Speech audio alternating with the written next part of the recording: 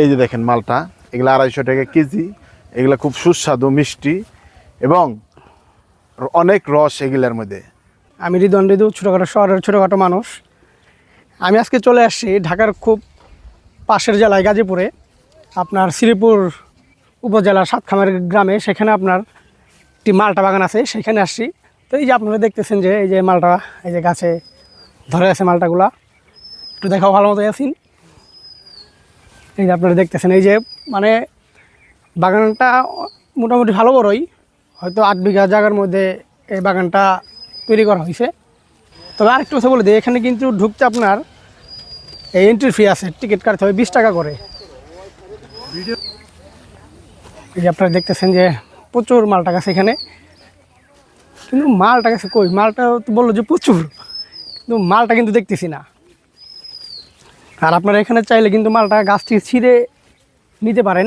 আপনার এখানে হচ্ছে মালটা কত 250 টাকা কেজি। এই যে এই দিকে আপনার মালটা বেশি গাছগুলোতে, এই যে দেখেন অনেক মালটা এখানে ধরে আছে, দেখেন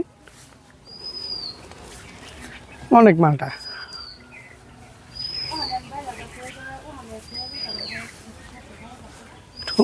করে দিই আমি আপনাকে আমার পার্সোনাল হিসেবে দিচ্ছি, কিন্তু এটা খাইয়ে ফেলা দেন ভাই, বুঝতে পারছেন?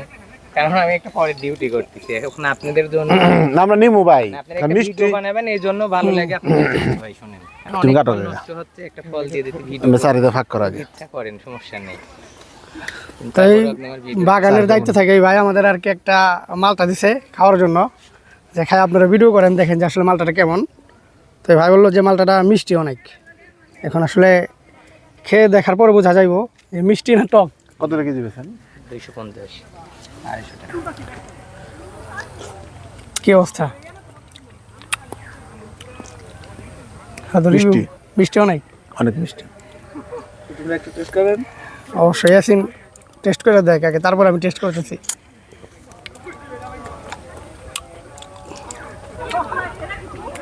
আর সবচাইতে মজার একটা বিষয় হচ্ছে, আপনারা কিন্তু এই মালটা বাগান থেকে সরাসরি চাইলে, যদি আপনাদের মনে চায় যে একটু দুষ্টুমি করে এইখান থেকে একদম ডাইরেক্ট ছিঁড়ে খাইতে পারবেন।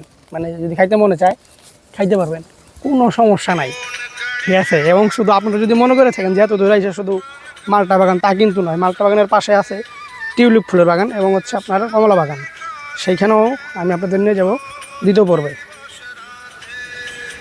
আমরা এখন কথা বলবো এই বাগানে ঘুরতে আসা এক দর্শনার্থী ভাইয়ের সাথে। সে আসলে তার অনুভূতিটা কেমন এবং সে ঘুরে কি দেখলো এই মালটা বাগানে, সেটা আমরা আজকে তার কাছে জানবো। যদি কিছু বলতেন। এখানে আপনারা আসতে পারেন, গাজীপুর, বর্মা।